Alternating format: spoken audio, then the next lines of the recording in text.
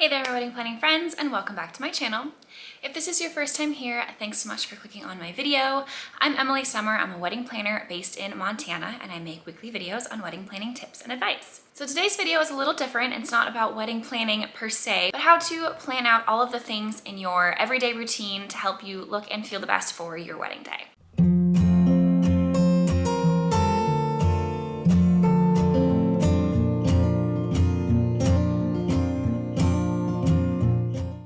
Now, everything I'm going to talk about in this video, by no means is it necessary. You don't need to do all of these items or any of them if you don't want to, but I do get brides that ask me for my opinion on when they should be doing certain things when it comes to their beauty routine or prepping their skin or whatever that might be when it comes to all of your beauty appointments and getting yourself wedding ready. So I'm going to break it down into main categories and talk about everything you should do and when for overall skin, body, hair, teeth, makeup, and overall health for your wedding day. So we'll start with skin, and this is probably the item that most brides spend the most amount of time researching and spending time kind of prepping and planning for prior to their wedding day, as your skin and your face is going to be in a lot of photos, and a lot of brides want to invest in making sure they feel great in their own skin. So about a year out from your wedding day, if you have a dermatologist, schedule an appointment with them and just chat about what your overall skin goals are. You can come up with a skincare routine with them, pinpoint what your areas of concern on, what you want to work with. Maybe it's clearing up acne, maybe it's fixing discoloration, maybe it's getting rid of acne scars, whatever that might be. You can come up with a plan with your dermatologist about a year out so that you have time for that skincare to actually work for your wedding day. Another thing a lot of brides opt to do is laser hair removal. And again, this is something that you likely want to be planning about a year out, as it does take some time and it is quite a splurge, so be prepared for this. If you're somebody that doesn't want to have to deal with shaving, if you don't want to have razor burn, if you have sensitive skin and you want to just not think about it, laser hair removal is a great option, and a lot of brides will go this route. Something to keep in mind is it does take about 6 sessions to get the desired results that you want, and each session needs to be spaced out about 6 weeks apart, so it does take some time and some prep work. Another skincare regimen that is very helpful in overall skin health is starting on a retinol. Again, you want to do this in advance, about 9 months prior to your wedding date if you are not already using retinol. And this can be pretty harsh on your skin, especially if you do have sensitive skin. So again, talk to a dermatologist about what kind to start on, what level to start on, as there are different levels of retinol. And you want to start pretty low and let your skin kind of adapt to that, and then increase the amount of retinol that you are using, as well as the frequency that you are using retinol. Typically, you'll start with like once a week and then move into a couple times a week, maybe even 3 times a week. Again, about 9 months out, if you're somebody that plans to do facials, these are a great way to, again, increase your overall skin health, make your skin look healthy, hydrated. And if you're somebody that has never had facials before, you want to start to get facials about 6 to 9 months prior to your wedding date, just to make sure your skin doesn't have any adverse reactions. You aren't dealing with any of these reactions on your wedding day or right before your wedding. You can then go in and do a little bit more regular facials, like maybe once every couple of months, doing your final one before your wedding, sometime in that week before your wedding or 2 weeks before your wedding date. It's also a good idea to establish a regular exfoliation routine.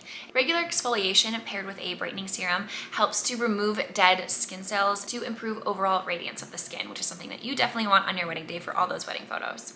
When it comes to establishing an exfoliating routine, typically you want to start with about once a week and then move to twice a week, just so that you're not doing anything super harsh on your skin too frequently. About 3 months from your wedding, you probably want to lay back on the wine and overall alcohol intake just a little bit. Wine especially can break your capillaries, which causes redness in the face. It can also cause breakouts and dehydration of the skin. During this time too, you also want to be increasing your intake of leafy greens as much as possible, as these contain so many great vitamins and minerals that help stimulate the lymphatic system, which drains all of the toxins out of your body. So moving on to overall body health and appearance, use your sunscreen. This is going to technically say a year out from wedding day, but this should be always. One of the number one things you can do to protect your skin and body is to use sunscreen. This is going to help with obviously having any burns, any tan lines, any crazy burn lines on your wedding day, but also just to maintain the health and youthfulness of your skin. Also, when it comes to sunscreen, as well as any other skincare product or routine, don't forget your chest area. You want to bring all of that skincare down to your chest. This is a part of your body that contains one of the most delicate parts of your skin. Dry brushing is also another great thing to do for your overall body and skin health. Dry brushing not only exfoliates your skin, but it also increases your blood circulation. So it helps with the not not only the dullness and appearance of your skin, but it can also help with minor cellulite and overall skin texture. This too also increases the flow of lymph, which again releases toxins from your body. When it comes to dry brushing, you can start with just a couple times a week and then move to every other day or even every day if it feels right for you. I find that dry brushing is best right before the shower. That way you can cleanse and moisturize immediately following. Another thing a lot of brides choose to do is get a spray tan, and this is something you should definitely do a trial of, especially if you are new to spray tanning. And when I say a spray tan, I don't mean go and get a spray tan in a booth, as this can be fairly unreliable when it comes to the overall appearance and evenness of the spray tan. I highly recommend finding somebody that will do an actual personalized spray tan, an individual that will spray tan you with an airbrush gun, and that way you are getting a perfect, flawless, even spray tan. So again, try and do a trial a few months before your wedding, couple months before your wedding. Make sure that it's something that you like, make sure you know what level you want, and then when it comes to actually doing the spray tan for your wedding, usually about 2 to 3 days before the wedding day is ideal. Moving on to hair. If you're someone that plans to change your hair color, I highly recommend doing this early in the process, maybe 6 months before your wedding date. Make sure it's a color that you like. That way you have plenty of time to go in and touch it up and fix it if necessary. You also want to limit the amount of heat that you apply to your hair in the months leading up to your wedding to try and keep it as healthy as possible. And be sure to condition regularly and perhaps even go in for a actual conditioning treatment, whether that is actually in the salon or finding a hair mask to use at home. About 3 to 4 months before your wedding day, you should be doing a hair trial, so figure out how you want to wear your hair on your wedding day and have your hairstylist actually perform that hairstyle on you and make sure that it is the look that you want and it's something that you'll be happy with on your wedding day. If you're considering extensions, again, you want to go in and talk to your hairstylist and have a consultation probably a couple months before your wedding day. Know exactly what you're getting into, know how long it's going to take, how long it's going to cost, and all of the upkeep that's going to be required for the extensions. And then when it comes to actually putting the extensions in, you want to set that appointment for about a week before your wedding day. Moving on from hair, let's talk about makeup. I'll probably do a video all about makeup specifically, another video just kind of on overall makeup tips for your wedding, because there's a lot of things I can talk about here, so we'll just kind of cover the basics. Just like your hair, you should be having a makeup trial. So if you're looking at photos and getting inspiration of how you want to have your makeup, your wedding makeup on your wedding day, share these with your makeup artist. Make sure that it is something that they think will work with your complexion, with your coloring, with your overall style and style of your wedding dress and all of that, and do a trial at least 2 to 3 months before your wedding day. And I can't stress this enough, when you get a makeup trial done, be completely honest with your makeup artist. If you are not liking something, don't be that girl. I've been this girl, I think a lot of us have. Don't be the girl that is too polite to say anything. This is your wedding day, this is your wedding makeup, this is how you're going to look on your entire wedding day and all of your wedding photos. If you're not happy with something, speak up. If you want something to be different, speak up.